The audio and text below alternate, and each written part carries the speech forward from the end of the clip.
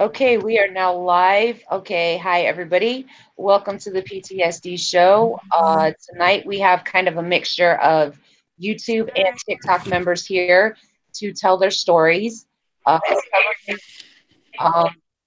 that were here last week kind of know what's going on. You were here for some of the stories. So in the meantime, for those of you that are new, this is about PTSD awareness as well as mental health, physical, emotional, sexual abuse to give people support and also know you're not alone in this situation, that there are people out there that have been through it and know what's going on. For you, those of you on YouTube, I want to let y'all know that I'm also at the same time simultaneously broadcasting this across TikTok as well. So that's something a little different tonight than we did last week. So Jay is here to help me out. He's going to kind of keep an eye on the chat and YouTube. If you have any questions or anything, Jay's going to bring those up. And in the meantime, I'm going to do the same over here on TikTok to answer any questions anybody has about anything they want to ask the panel. So with that being said, we're going to start off with introduction, and we will start with Christopher first. All right, my name is Sorensen, and I actually suffer from both PTSD and anxiety from my service in the military, as well as some stuff that happened to me beforehand. Okay, and then we will go with Dreamy. Yes, I like to say I'm nervous. I may make you cry, so grab some tissue. Hello, my name is Kelly. I'm here tonight to share a short version of what I've been through in my 43 years, reaching out to let others know you're not alone. Aaron, also known as Shaq. Hi guys. My name is Aaron, also known as Shaq on YouTube. I suffer from PTSD and also depression and anxiety. I have been in foster care for almost my entire life. I was no, I'm talking about the crap that we had to deal with before, Mom. Remember all the crap we had to deal with DCS. Okay, Aaron, hold on to that thought. We're going to finish introducing everybody first, and then we'll let you tell your story. But Kelly's going to tell hers first, okay? Sure. Okay, and then we have Star Wars Dad, also known as John. How's everyone doing, guys? I am the Star Wars Dad. Most people, on the channel here know me. I am a retired Army major. I have been shot at. I have had shrapnel go through my body, and I have suffered from PTSD since I have gotten out of the military. But I can tell stories about how to heal from PTSD. Well, And then we have Dark Soul 74, also known as Tom. What's up? I'm Tom. I'm Dark Soul on TikTok. U.S. Army veteran. I suffer from PTSD, extreme anxiety disorder, and depression. Hopefully, I can help guide some of y'all that suffer with it. I'm kind of like an advocate on TikTok that helps others. So. And with that, we're going to start off first with Kelly telling her story. And we are going to give the floor to Kelly. And Kelly, you can go ahead and tell your story. And I'm going to kind of watch for questions here on TikTok. And Jay is here silently because he is going to watch YouTube for questions. And if anyone has questions, feel free to ask them because we will make sure they are asked and answered. Okay. All right, Kelly, you can go ahead with your story first. I want to start off by talking about my hero, the person that had the most impact who I am today. Then I will go into my early childhood where I lived in Chicago, Illinois. My grandfather was a World War II vet, hardworking, well-respected man, lost my grandmother to alcohol in her later 20s, early 30s. He raised 3 young adults. My mother was the youngest. Hi, guys. Can you hear me? Yeah. My grandfather, I learned he was the reason I'm here today. I learned later I was not the first child. My grandfather told my mom You're here, but you're here. she's that she was keeping me and he paid the hospital bill. My grandfather was my hero. He watched me a lot when my mom You worked. guys hear the chat okay over there? Can you still hear me okay? Yeah, you're still good. A lot of my upbringing was because of my grandfather. I want to thank all the vets for your service. He built a house for my grandmother in Matson. It was a very well respected town. My mom had me at 14. Her mom died when I was 2. When I was 5, my mother was a single mom and lived with my grandfather. In Matson, I went to kindergarten half a year. Then my mom got married to my stepdad, Bill, that I grew up thinking was my father. We moved to a town called Harvey where it was mostly black and very rough area to live in. I remember one day walking home from kindergarten, a lady came out and said she would stab me. What a That's town to when you know you're not. what a town to live in. I graduated kindergarten. My mother left my stepdad. He was physically abusive and cheating. So she left him taking my baby sister Nicole. We moved to Chicago Heights, mostly black, another rough area. While being in first grade, my mom worked a lot and went out to the bars drinking. One night, leaving me and Nicole with a family friend, she went out.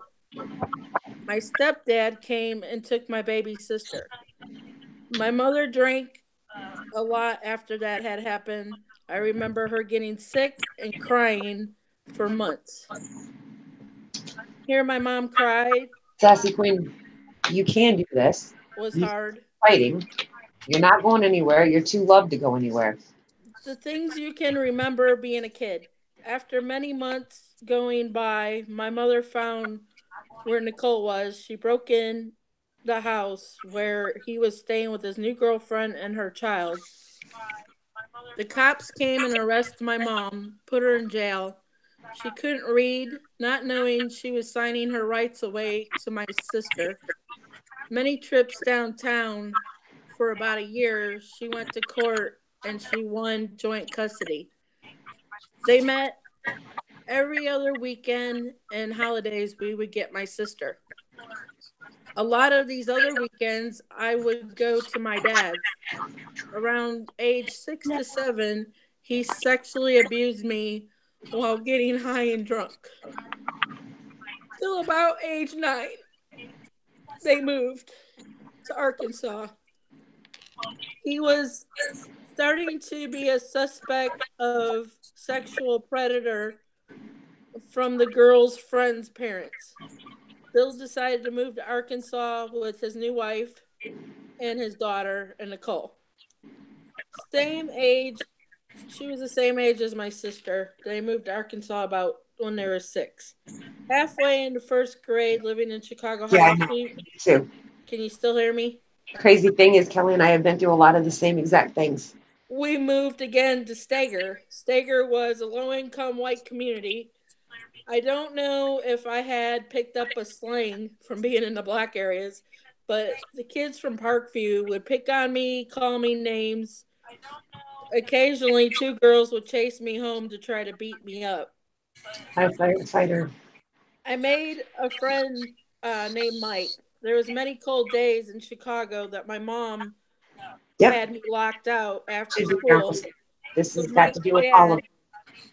that was a single father of 3, I call it the PTSD awareness, but it's got to do with mental health, sexual abuse, physical abuse, emotional abuse. It's everything. would So let watch people know me they're not alone. Social till my anxiety is included in that. till my mom Let got them know home. they're not alone, that there are other people out there that are going through it too. It's hard talking over you. My mom got home. Mike was killed at a young age. Living in Stager, my mom remarried I mean, another fix Bill. Parkview, my second grade teacher was throwing out my homework, and Oh, my uh, throwing out my homework and telling my mom that I was not doing my homework for a week. I was getting spankings and in trouble, and my mom thought I was lying to her. I cried to my mom and said that my homework was in the trash can now at school. So my mom went up to the school and found my homework in the garbage can. She was not happy with the school district. My third grade teacher told my mom I was retarded.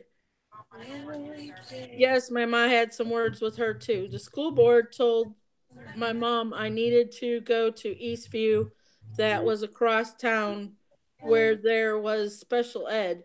I had to take a small bus where I was bullied more in fourth grade. School passed me in fifth grade. I guess they didn't want to bother with me because I did not have fifth grade. I went to sixth, seventh, and eighth, a half hour away to Calumet City, where it was special ed. I can remember being in middle school like it was yesterday. I sat in a small classroom with three teachers, 12 students all day, unless we had art, gym, or lunch. That's when we would join the regular kids during recess. That was the roughest time for me since first grade because that's when I would get teased and bullied and made fun of. I remember asking one of the teachers in eighth grade why the same boring work and why not something different and more challenging. The teacher would explain I would not go to college. I would probably not hold a job because I couldn't retain information and many other disabilities I had. I'm on the stream. What? Now looking back as a parent, wow, what a thing to say to a 13-year-old. I didn't think I was pretty. I had a very low self esteem. I graduated eighth grade at 13. You can tell I was grown up for my age, had morals, intelligent, and had common sense. 13, I was on the Oprah Winfrey Show, and the topic was why you were ashamed of your parents. My mom, during a commercial, said that I can get on and talk about her with my friend that was on there talking about what her dad had done to her. I had told my mom I would never get on TV and talk about her. I'm sorry.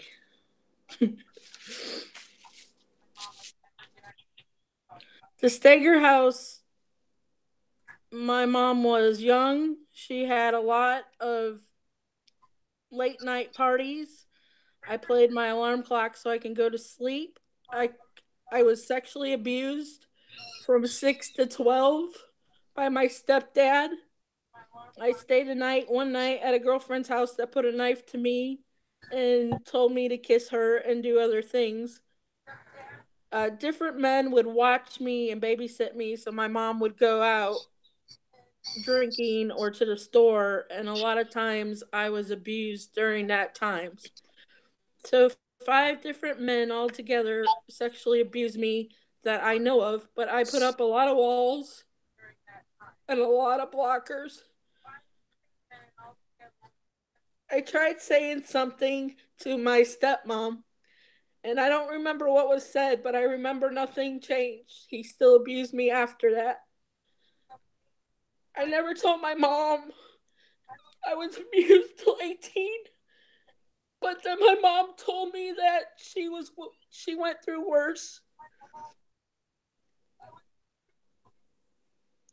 I opened up at 11 and told her about one of the other men. I never told her about my stepdad, but I told her about another man, and she yelled at me and said, "Why did I wait till he left the house?"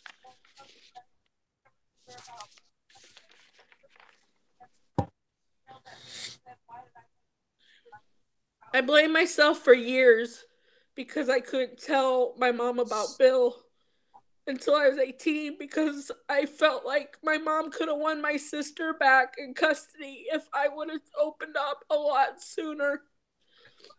After he left, she had a pink wooden sign that said sex in the bathroom, and I would freak out as a kid every time I heard the word.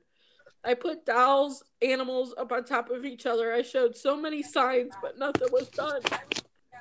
Many times I would take off on my skateboard or my bike, not coming home until late, or playing my Atari. Things like that helped me escape the pain. At 8, I made a friend named Shelly that introduced me to the best thing that ever happened to me was to get away and go to church at the Salvation Army. I went there from the age 9 to 12. I felt loved. Salvation Army, I looked up to my Sunbeam Girl Guard teacher, Miss Dorothy. That is now my aunt. I met her older son and had a crush on him. He was going into the Navy. He was 5 years older than me. I had really connected with him on a long trip that we had on a van.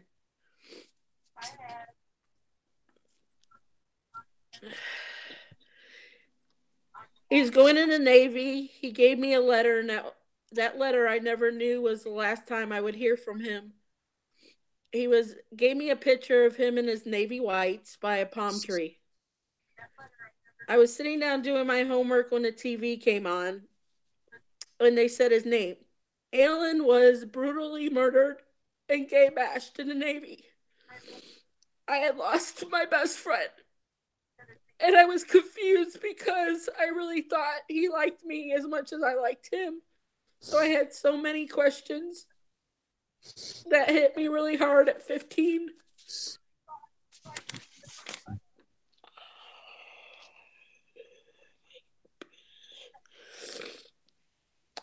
Being in church at the Salvation Army, I went to summer camps and I got some badges. I had a man walk up to me and say, "I'm Johnny. I'm your uncle. I'm your dad's brother." I was lost and told him that I didn't know what he was talking about. I went home, and not long after that, I couldn't go to church. My mom took me out of church, but she let my uncle visit me for 2 times. And I remember him coming over for Christmas and buying me a Barbie Camaro. Well, he had passed away shortly after that at the age of 40 of cancer. My real dad found me, but I got really bad vibes when I met my dad for the first time at 13. My mom let me go. He asked her if I could meet the family. She let me go, but she never let me get to talk to him again. I didn't see my dad until I was 20. Living in Stager, going to ninth grade, the school board tried to keep me in Cal City, but I told them I'd drop out. So they let me go to my local high school, where for the first time I felt like a normal kid. My freshman year, I was volleyball, SAD, Students Against Drunk Driving. I was a mascot, went to dances. My freshman year was very fun. My mom had my sister Amanda, and we had a big fight, and I ran away for a week. And that's when the song, Phil Collins' song, Another Day of Paradise, came out. And I decided to go home, but the cops found me before I could come home the next day. 10th grade, I was in a relationship for a year. We had to move. I was really upset that we had to move. Steger was my home. We moved the town over to South Heights. It was a lot like Steger. I broke up with Mark because he kept on wanting to have sex and I was not ready. I'm sorry. I'm almost done. How are you guys doing? Are you Yeah. there? Yeah, I'm here. Yeah. I met my rebellious friend Lisa in detention. I call her that because she was the one that would get me out of the house and get me into trouble. 10th grade, I ran away again because my mom hit me. But this time they put me into a mental institution for 3 months because I ran away. That was something else being in there. I was very outgoing, but leaving, I had a problem and I was paranoid to be in a restaurant and my mom didn't understand. I was afraid to be around people. I am so happy that didn't stick with me. I'm still outgoing. The end of 10th grade, Bill lost his job. We had to move to my grandfather's house. I never forgot that move because I ended up packing a lot of stuff and it was broken because my mom didn't tape the bottom of the box. Losing things and losing people was starting to be something common. Living at my grandfather's not too long, Bill moved out. He was the only one that was a father to me. Easter came along. My mom said that she wished I was dead. And I waited. I went to the nearest dollar store and got me a big bottle of aspirin and pills. I waited till she was gone and I took every pill in the house that I could find. I didn't want to be alive anymore. I didn't want to feel the pain.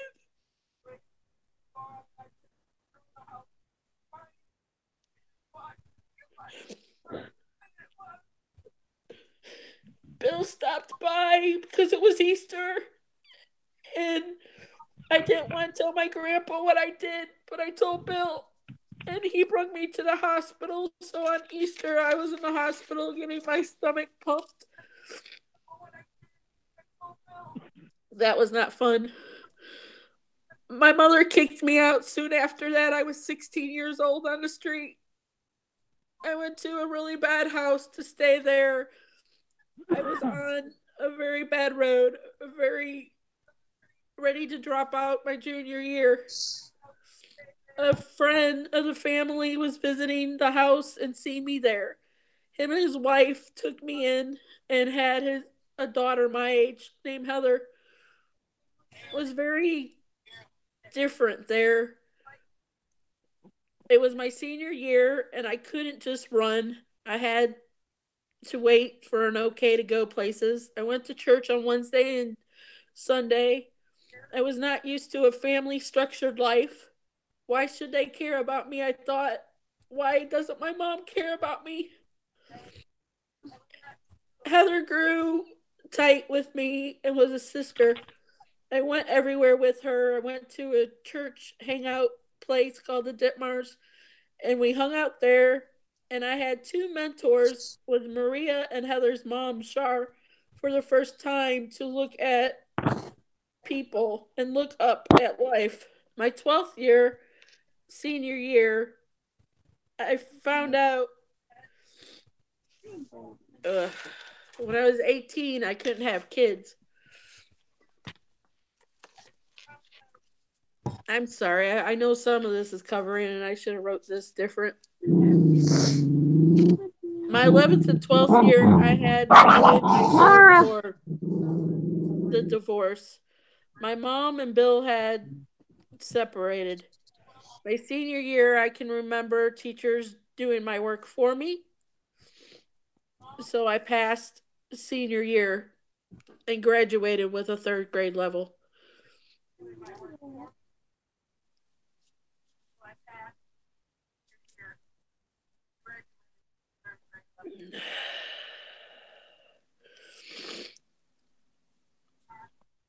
I went through a lot of abuse in my life. When I was 18, I got with Robert's dad, and he would hit me, call me that I was nothing, physically abuse, mental abuse. But I grew up with my grandfather's, morals that I wouldn't leave my kid's father. I started doing drugs, crack, went downhill real quick. He had pushed me and my son to the ground on a cement floor. Robert's head almost hit the cement. That was enough for me to get up and say that I needed to change my life. I got up and told him I didn't love him anymore. I couldn't read. I had a hard time keeping a job. I'd left him when Robert was 5 months old. I just want to say, you're never alone and everyone goes through so much. Never take your life. I tried. I had a friend that was my best friend in high school senior year, and Matt was everything to me, and he committed suicide 5 years ago, and he never showed it. I don't want to lose anybody else in my life. I'm always here for you. I have a big heart and I love people. I am a good person. I just want to thank you for having this chance to tell a little bit of my story and to let you know that don't ever stop your dreams. And if you have other things going on, like my grandfather, I really believe that he had a struggle going through World War II and everything. Just, and thank you again. I'm done. Okay. Aaron, we're going to let you tell your story next time. Okay. Okay. Well, I'm gonna try this without crying here, but anyway, my story starts back 5 years ago. We had just moved here in this house, probably I'd say, what, Mama, 6 years, because we were living in this house probably prior to that, right? Yeah, we've been here for about 7 or 8. Okay, so yeah, in January of 2010, we were both my sister and my two brothers were confiscated by the state, and we were taken. Of course, my two brothers were separated. My sister and I were put together, and we were actually put in two foster homes. One of the homes that we were put in first wasn't bad. I mean, we did get abused, but the second one was even worse. And in the second house, I was not only, physically, mentally, verbally abused, but I was also sexually abused by the foster father of the home. Yeah.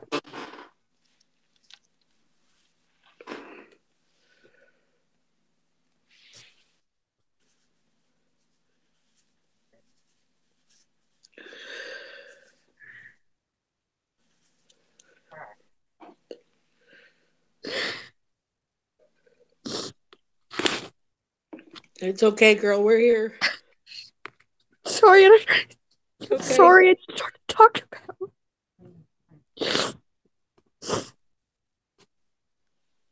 I have flashbacks.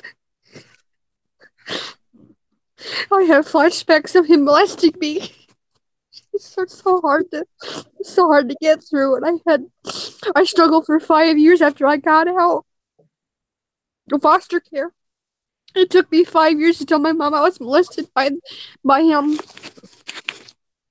It took me 5 years to tell her, and the foster mother wasn't any better. She abused me, both my sister, her, even the foster daughter, even abused my sister and I. But the worst thing was that the foster father had molested me and my sister both. And they wanted to drag my dad's name through the mud. They wanted to they tried to tell me and my little brother Caleb that my father had tried to molest my sister. And he would never do such a thing because my dad is not like that. Yeah. Well, that's CPS for you. DCS ruined our lives because we were living so great, and when they came along, they ruined my life. They ruined everyone's life here. It's so hard to talk about, but Should be our new slogan. I was Destroy our lives. and I also had like almost like a near, if you would call it a near, almost like near experience death. I was choked by the foster mother. She thought that I'd hurt their little foster daughter Jody. She thought I'd hit her, and she came in the room and she tried to choke me. She choked me. I almost died. I thought I was gonna die right then and there because she had gripped me around the throat so hard I couldn't breathe.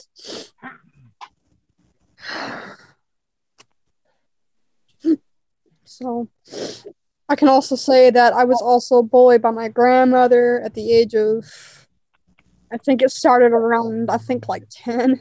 And that's kind of how I got into Star Wars, that's kind of how it started, but I'm not really gonna bring her up because I really kind of forgot. But the one thing that really the thing that really changed me was when I was molested. And I'd never been molested before. I blamed myself for so many years, and my mom told me, she's like, you shouldn't blame yourself. You didn't mean for it to happen. And I didn't do anything, and I thought I had. I thought I was a whore or something like that. That's why it took. I was so scared to tell my mom because I thought you know she thought I was going to be a whore or something. Yeah, and you should know me a hell of a lot better than that, young lady. I know, Mom. I know. I was scared to tell you. You should never be afraid to tell me anything. I've always told you never. It's just I can tell you right now, DCS is not something to play around with. They are people that target low income families, and they ruin the lives of both children and parents alike. Yeah. Well, plus not to mention that DCS is also 88% involved in human trafficking and human sex rings. Yeah. And children are 80% more likely to be abused, molested, neglected than they are in the homes that they were ripped out of. Yeah. I know because I've lived in foster homes, foster care my whole entire life since I was 3, when my so-called mother abandoned me, until I was 19. So I know. Yeah. They lie, they cheat, they steal. They don't care about ruining people's lives or children's lives. All they care about is money. Yeah, and my oldest brother, which we don't consider family anymore, he betrayed my family. And my younger brother, we just actually found out he's still around, thank God. But we don't know where he's at the moment. But yeah, I guess I can pretty much say that's what I went through. But I suffer from severe PTSD because of what happened. Even though you haven't been I haven't really been diagnosed, yeah, but I know you know because. But yeah, I know because I've had PTSD for almost my whole entire life, so I know the symptoms. Yeah, because I've dealt with it so long. I can spot it real quick. Yeah. I'm sorry, guys. I didn't mean to cry like that. I don't like to cry like that. Don't ever apologize for crying. Aaron, do not cry. Do not apologize for crying, hon. You need to let it out. Okay? Don't, Aaron. Don't feel like me. Yeah. You're not alone. No, Dream, I understand where you're coming from. Some people know this, some people don't. I was sexually abused from the age of 5 to 17. So I get it. I know where that pain comes from, and I know what it does to a person. I understand. Trust me, you're definitely not alone on this one. Okay. You're really not. Thank you. You're welcome, baby girl. Chris, we're going to let you go next. All right. Well, when I was in the army here in 2010, I was shipped over to Iraq, where I actually went and came close to death by a roadside bomb, which missed me by approximately 1 inch while I was scanning one of our vehicles in our convoy. But prior to that, I actually went and lost my dad there in 2008 to suicide, to both drugs and alcohol. And yeah, that did mess with me a little bit. And which I actually have. Then here, when it was also overseas, I actually was involved in more than my fair share of firefights. Which that actually still haunts me, along with my roadside bomb experience. So for me, I actually have a hard time even just getting out here and going shopping. But also, if I may go ahead and continue with the other story that I have permission to tell. Right, which this next part, I actually am going to be retracting the names due to their safety and by per their request. But my fiance, she actually was involved in a domestic situation with both rape and also abuse. is along with her and her two children, and who I actually have pretty much adopted without officially adopting them. And they have adopted me into their family. And but and so PTSD, it's not just from the military, it can be from anything.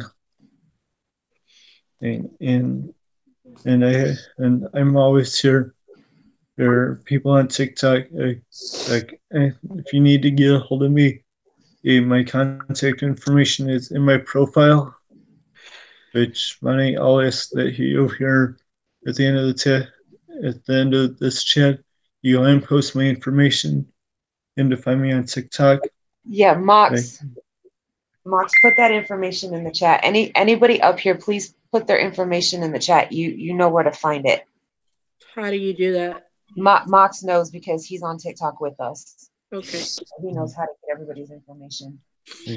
and my phone is always on me 24/7 on loud. And yes, I actually am used to getting midnight phone calls. Those for people who actually want to go and end their lives.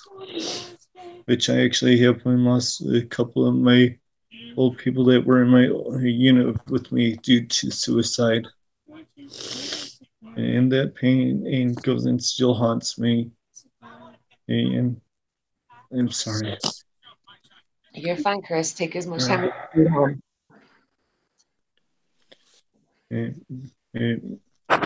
But trust me, you guys are not alone out there. And trust me, I care about every single one of you guys. But I'm gonna go and pass for now. All right. Tom, you want to go next? Yeah, I'll go next. Okay.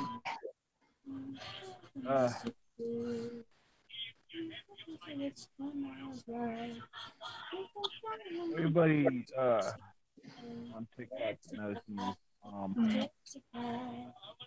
Sometimes I do crazy videos. Sometimes I do videos where I show raw emotion because of what I go through. Everybody that also knows that I've dealt with a great deal of PTSD issues. Even on TikTok, I have shown those issues. Recently, I have been having lot more than usual nightmares of combat that I've experienced. I'll sit there, I'll be sound asleep and I'll start punching and kicking in my sleep, not really waking up, but sitting up and looking over at my wife, but still be sound asleep, but my eyes will be wide open. And I don't remember any of it. This is, it's something my wife tells me, but I don't remember it. But there's times where I do remember certain instances where I'll wake up sweating, scared to death, just from the sounds that I've experienced. I was 19 kilo. I was a tank driver stationed out of Fort Knox. I went to the tank driving school there, and just the sound doing battle with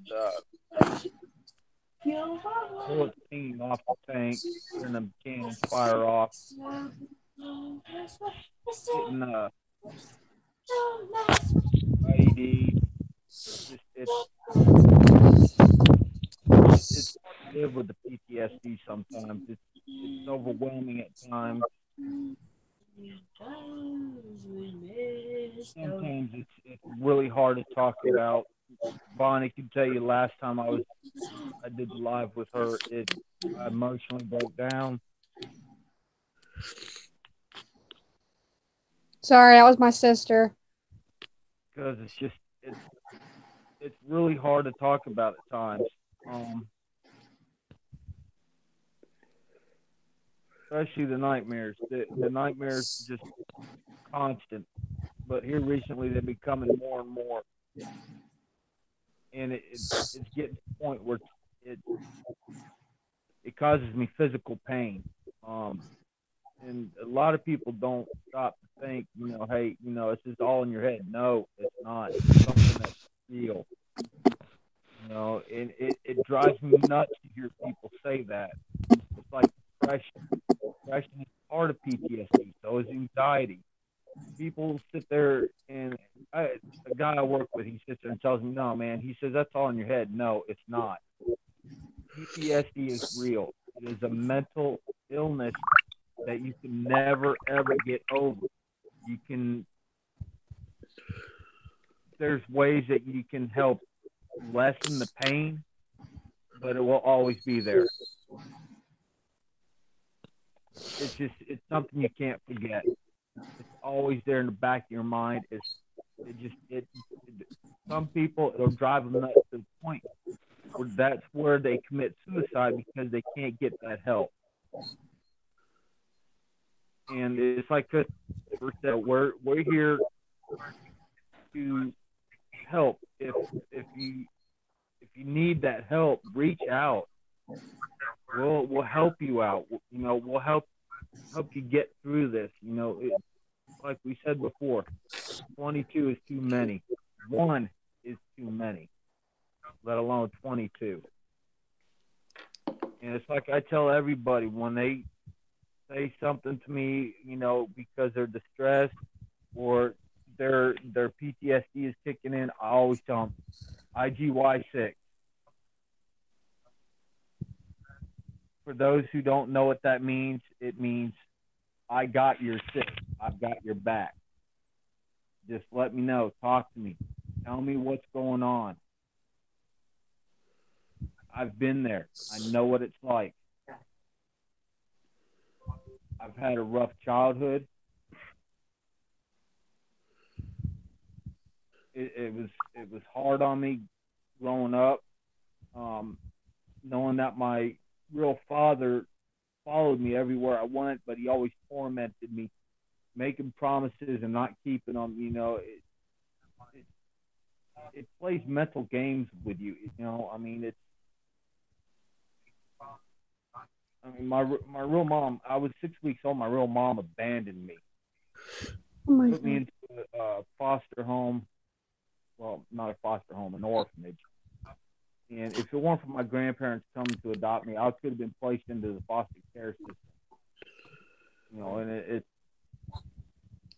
And it's true. Foster care systems, DCS, they're all crooked. Yeah. They make money off of the kids that they take from families that are struggling. They take the kids from them and they put them into the foster care system. And DCS, that's how DCS gets their funding, is they make money off of them. Yeah. And anybody that ever has gone through that,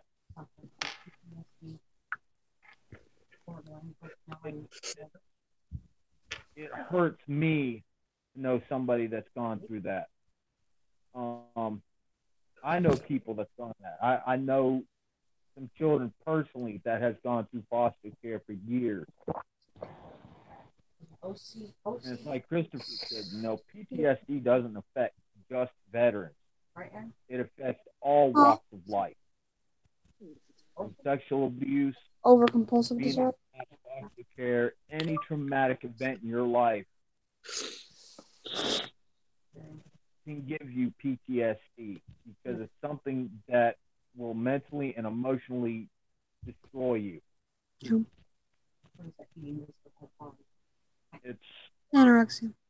It's hard. It really is. But like I said before, I'm an advocate.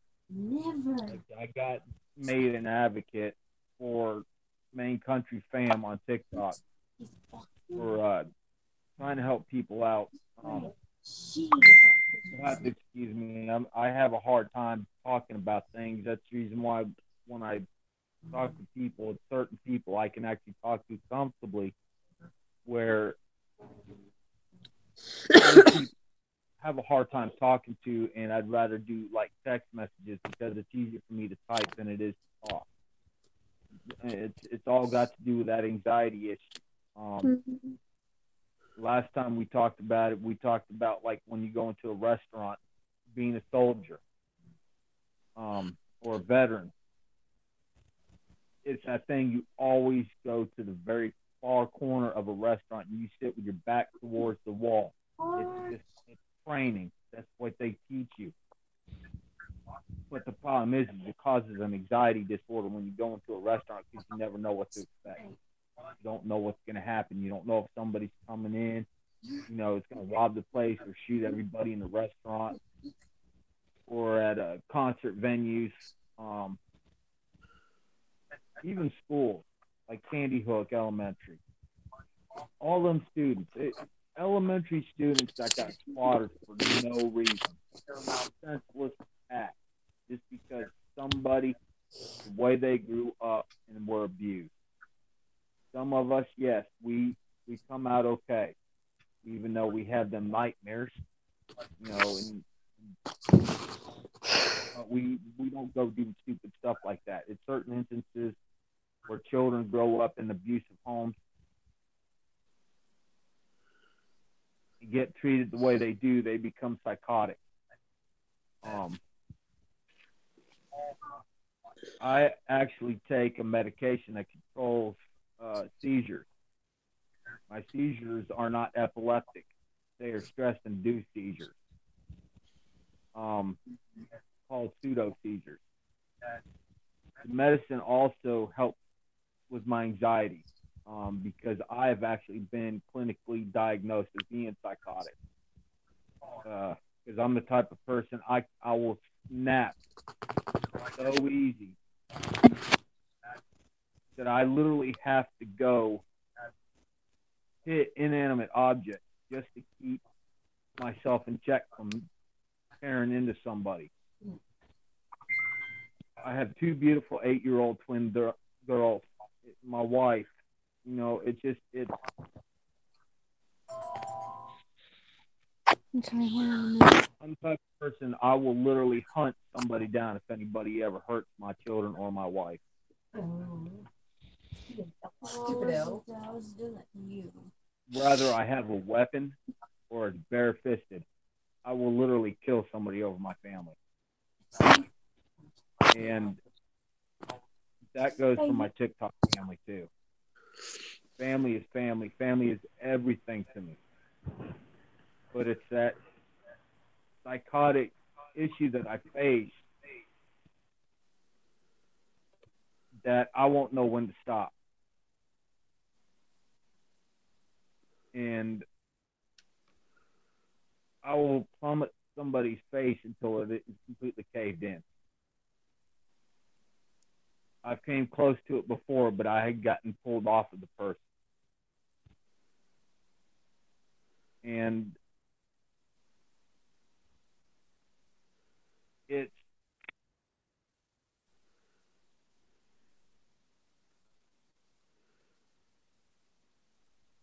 it's really hard for me dealing with the PTSD, the anxiety, depression on top of it. I'm surprised I'm still alive this day because of all the issues I've had over the years. I have actually tried to commit suicide numerous times. When I was in high school, I used to be a cutter. I would literally cut myself. I Yep. cut all over my arms from cutting myself so much, just trying, trying to escape, trying to get some demons out of my body. It's. I guess you could say I've had PTSD from the day I was born because of the way I was born. And to this day, I can't forget anything of negativity or bad thing that's happened to me in my life. But I can hardly remember anything that's ever good happened to me. My family is one of those good things that I do remember. But when you face demons on a daily basis and you start sinking into that deep, deep, deep, dark hole, sometimes you can't come back from it. That's the reason why a lot of veterans and a lot of other people that suffer from PTSD commit suicide is because they can't find a way out of that hole. And it's not a place I want to go. I've been in that hole, but I've had somebody there that is actually cared enough about me to help pull me out of that hole. But there are times where you cannot be pulled out of that hole because you hurt so bad.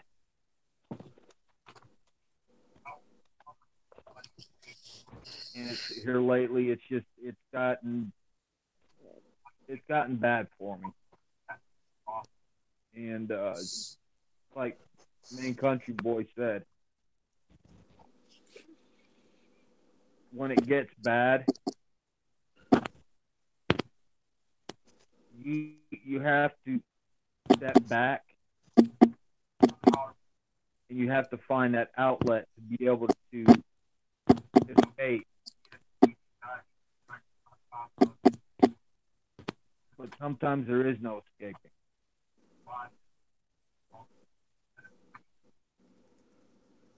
Sometimes I just don't know what to do.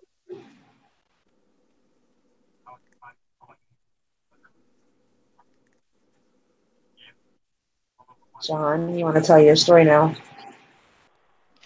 Sure, I'll go ahead and tell mine. Let me get situated. Let me sit down over here, guys. Can you hear me fine? Okay, yeah. Yep. I'm sorry, guys. Before John starts, could everybody just turn their mics off because it's being distorted and you can't hear the person that's ready to speak. So All right, just turn your mic on. yeah, I got it. Thank you, guys. How do I do that? How do you do that? Okay, in your Hangouts, there should be something that looks like a mic. Just click it. John, I got it. I'm just hitting everybody's mic from here. Okay, all right.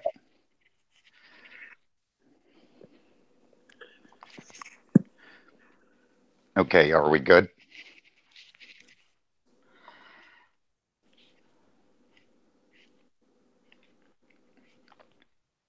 All right, we good to go? Yeah, we're good, John. Okay. All right, everyone. Everyone knows me. I am the Star Wars dad, and I can tell you all about PTSD. In the military, I was definitely what you would call a spook. I was an interrogator.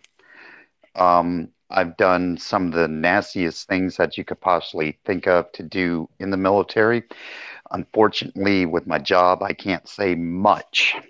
I have been shot at. I've had shrapnel go through my head, but I came back from the Middle East as a basket case. But there is help. There truly is help. And this is something I've actually specialized in. It's a hard road for military veterans coming back if you're shell shocked. It's absolutely devastating what we go through and what we relive day in and day out. But there is help. Now, for everyone that's on here that has been sexually abused, I would love to be able to help each and every one of you, but I know nothing whatsoever about sexual abuse and how it wreaks its effects on the human psyche. I would love to be able to help you.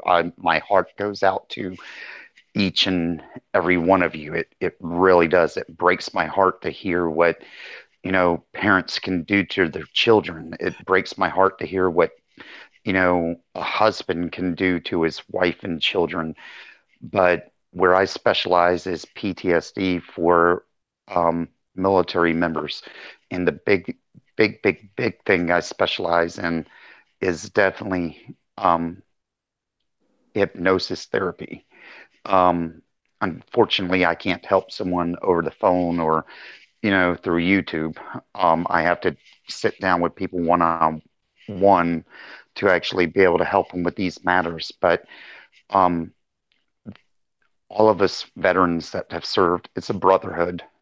It's what it is. We've been through so much, and I've seen so much. And for all of you that were enlisted, God help you, because not only did I have to deal with the weight of what we saw, what we did, but I had to take care of my fallen soldiers, their families, and the trauma that that put on me. That's just, I mean, unbearable. You know, I've had good kids that will never come back, and it's hard. And I can tell you right now, my wife now, Dawn, when we first got together, I was just starting my route of my therapy for my PTSD. I was having nightmares, and I was sleepwalking. I was pacing the bed, and I scared the living mess out of her because she never knew, when I would be out of bed at one night and just sleepwalking, and she didn't know what kind of mood I would actually be in while I was actually sleepwalking. She didn't know if I would attack her. She didn't know if I would just, hurt myself. But with therapy, things do get better. I'm not going to say things are ever going to be 100%, great. I'm never going to say that because I'd be lying to someone. But it is manageable. Um, and never let someone just drug you. Never, ever, ever let someone drug you, because if someone just drugs the living mess out of you, you're not dealing with the problem. The problems actually have to be dealt with. That's the whole point of being able to deal with PTSD, is actually being able to deal with what the problem is. And it's hard. It's really hard. But once you're able to just accept it, you can start to heal. That's the key. You have to be able to look at it in your mind and actually be able to accept what happened, what you've seen, what you've been through, and not turn your head and look at it and just be able to accept it, to be able to move on.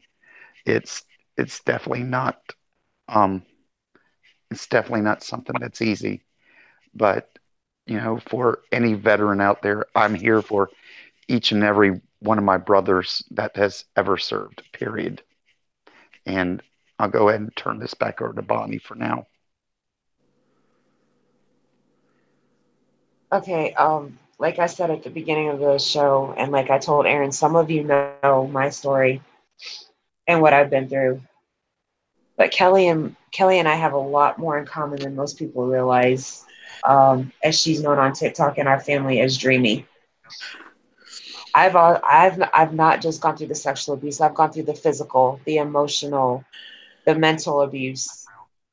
Um, my ex-husband is in prison for sexually abusing my oldest daughter, and it's hard because for years I buried what happened to me, and then when it came out that he did to her what happened to me, I didn't know how to deal.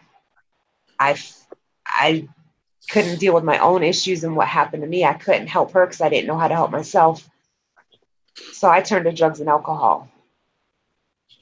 What a lot of people don't know is, yes, my parents have my kids. Yes, I can get my kids back at any time. I have turned my life around. I've done what I was told to do by DSS and the courts.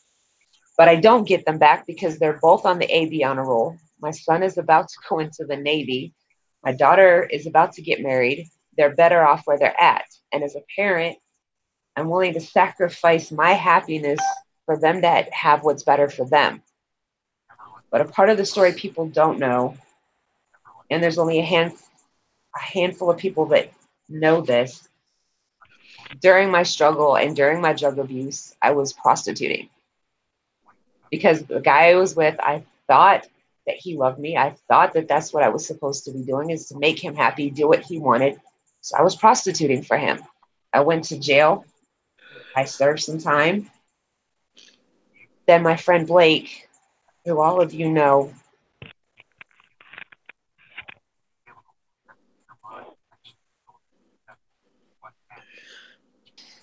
he suffered from PTSD and he took his life 5 years ago. He was my angel. He was my savior. He helped me get off the drugs.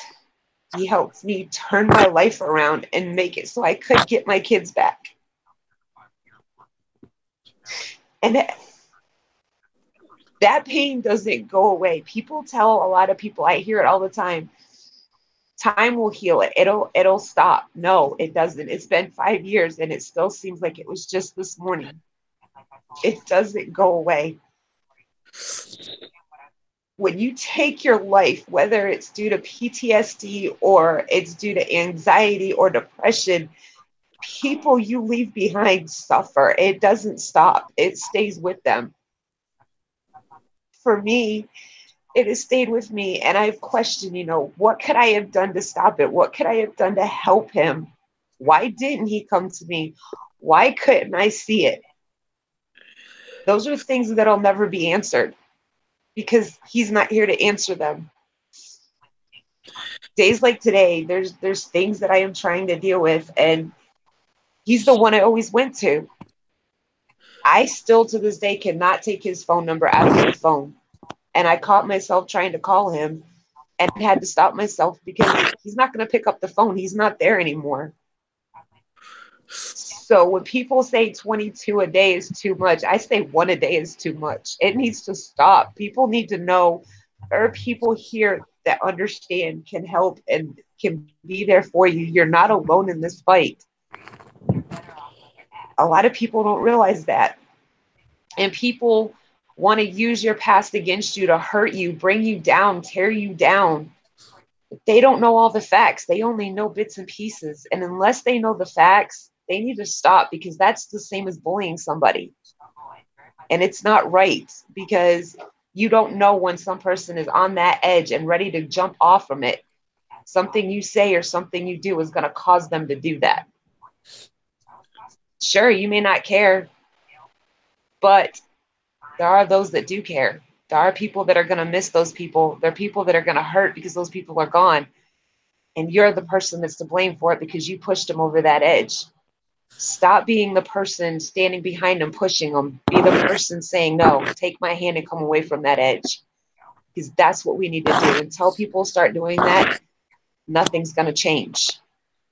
That's why I'm doing this show, to let people know you're not alone. There are people there holding their hand out, telling you, take my hand.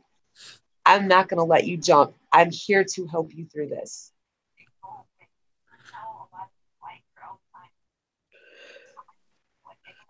I'm going to turn everybody's mic back on.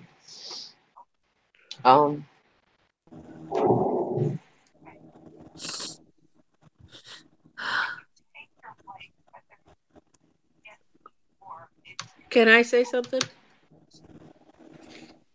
I want to say, Bonnie, thanks for sharing the story. Can you hear me? Yeah, I can hear you. I'm just turning everybody on. I really got on tonight to tell others, that even one life is too much. And I didn't expect all the feelings and everything to roll in of what I've been through to cry. But I really just wanted to, my town had just got picked in Baxter County for the most suicide for vets, and it really hurt me. And I wanted to reach out, and I will be given information about this and TikTok to. We made number one in Arkansas, Baxter County, with all these vets committing suicide, and it just has to stop.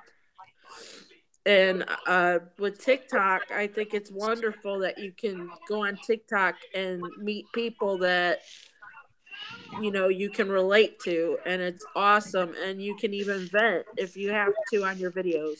it's a say, it's a good way to let all that stuff out. Hey, shush. And going along with what you're saying, guys, a lot of you hear me talk about TikTok a lot on YouTube lately and promoting it so much. The reason I do that is because so many people don't realize there are so many people out there that go through what you go through, and they're there for you. YouTube, we have a family. We have a family, but it's not the same as at TikTok. TikTok, the family there, they've been through what we've been through. They know things that we know. We support each other through it. There are people there who have been through the rape, the PTSD, the physical, emotional, mental abuse. There are people who have been through the loss that can get what you're feeling, and they don't tell you like most people, oh, just get over it, or it'll be better, or it's gonna stop. No, they know because they're going through it, they've been through it, they understand. It's also Hey, a place Barney, for if I relief. may say something, Sure, Chris. if it, like what Ewan said, that pain, it doesn't go away. Just like Ewan did and said before, it's been almost 9 years, or here comes this Christmas since I lost my dad. The pain, it does not go away, especially being the one to go find him after he went and hung himself.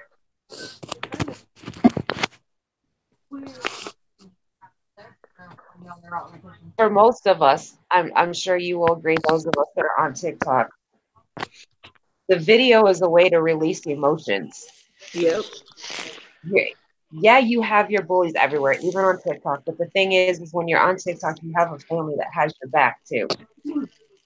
But it's a way to release. It's a way to deal with what you're feeling without having to hurt anybody or without having to explain it. People see your video, they know something's up, especially if they're close and they're part of a family like we all are. We know when something's wrong, and we're like, you know what, if you need me, I'm here when you're ready to talk. We don't force anybody to talk. They talk when they're ready to talk. But it's also a way to have fun too. A lot of us have fun there. We some of the videos we do, it's just out of pure fun. Some videos we do, it's just for ourselves. Other videos, it's to release whatever we're feeling, and it helps us deal with it. So that's why you'll hear a lot of us push the idea of going to TikTok as a release, as a way to get everything out. But it's not just about the videos. Me, Chris, they can all tell you there are times, and this is why Friday night I'm going to do another simultaneous setup so y'all can see this. We do live shows. When you hit 1K, you can go live. When you're live, people come into your shows. We play music, we talk. Sometimes things are really great, but then there's times people come in, they need And somebody. it gets real. They're looking for somebody to talk to. They need guidance. They need support. There's been a few that I've had on mine that have come in. They want to end it. They're ready to just stop. They can't take anymore. And you have to be able to be strong enough as a family to bond together at that moment and help them realize they're worth something. But then you may have 2 or 3 more people jumping in, so you have to split the family up between those people to help them. But when you save a life, because you're giving them what they need, you're giving them that lifeline, it makes you feel better. It doesn't make you feel like you're doing it for the glory. You're doing it because you want to help others. I do the PTSD show, yes. Yes, I do my TikTok lives. I don't do it for popularity. I don't do it, hey, look at me, look what I did. I did something good. I do it because I want people to know they're not alone. They're loved. They're wanted. They're a part of something bigger than themselves. And they have somebody there that cares. That's why I do it. Thank you. So, yeah, that's why I push TikTok so much. And Friday night, you all will get to see that side of things, because I was going to wait and do it next Friday, but things went so well tonight. This Friday, I am going to do a simultaneous YouTube and TikTok show, and you'll get to see that side of things, because tonight they're seeing your side of things. They're seeing what happens here with our family here. So Come here. I love you all. And You. Come here. these friendships that we build here on YouTube and on TikTok, they go beyond anything anybody can imagine. Right. The YouTube family, you know what I'm talking about. I mean, we've been one little thing brought us together and built this family into something so strong. We're always there for each other. It's the same thing with TikTok. One video that you make can hit somebody you don't even know it hits. An example of that is this guy, he's my TikTok brother. He's awesome. He goes by, and most of the TikTokers know him. He goes by the name of the Positive Potato.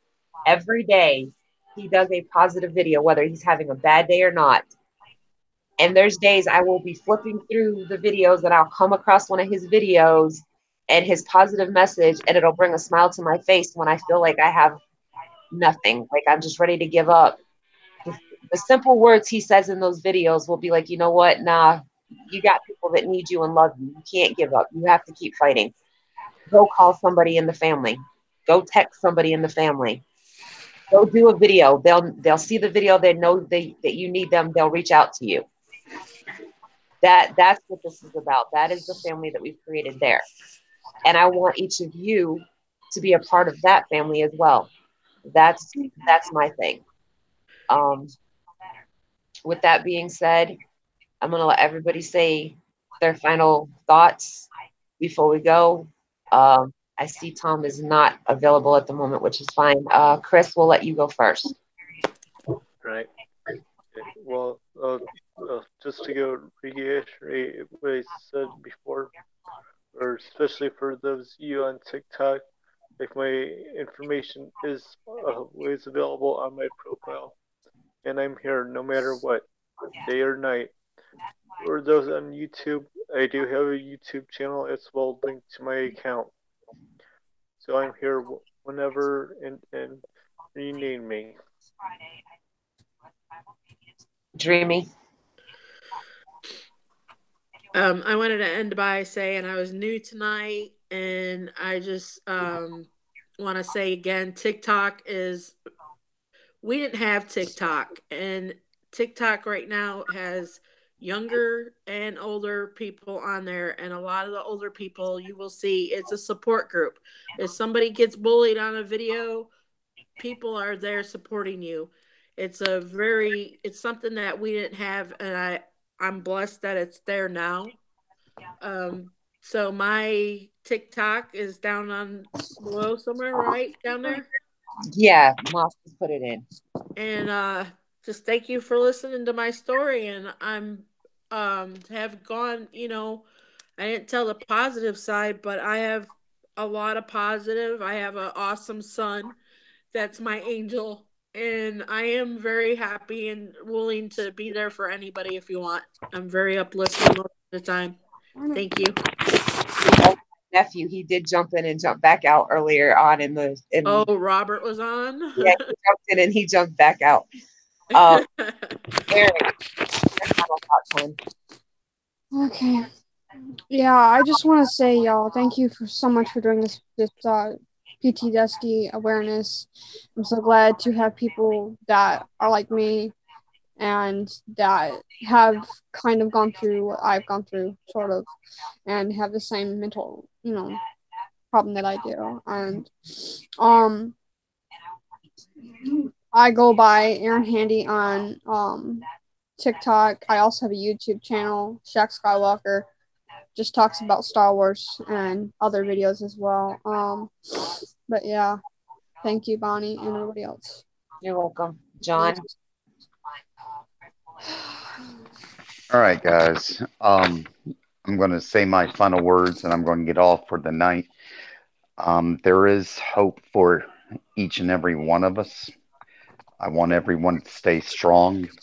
I want you to know that there's actually people out there that do care about what happens to you.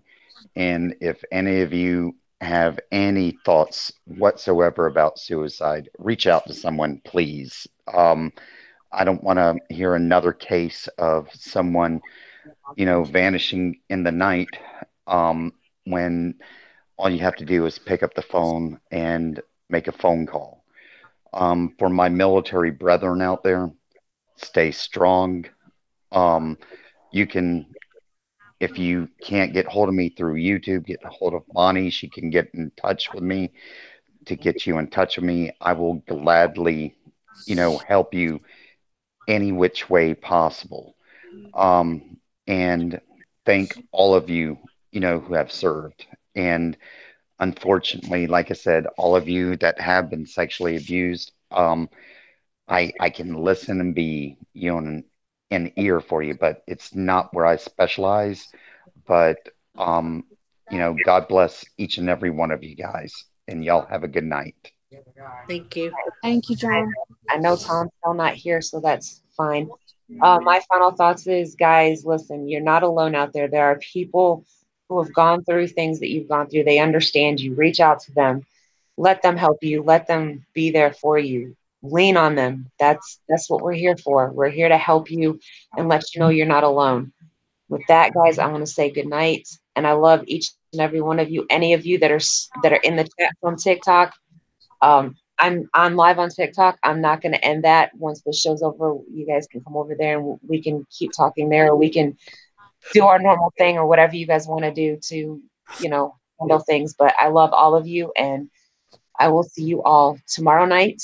We will be having the regular show of Paranormal. We have another guest from TikTok coming on for that, and it'll be Brandon there as well. And I will get with a few other people to see about bringing you on. But y'all have a good night, and I love you all.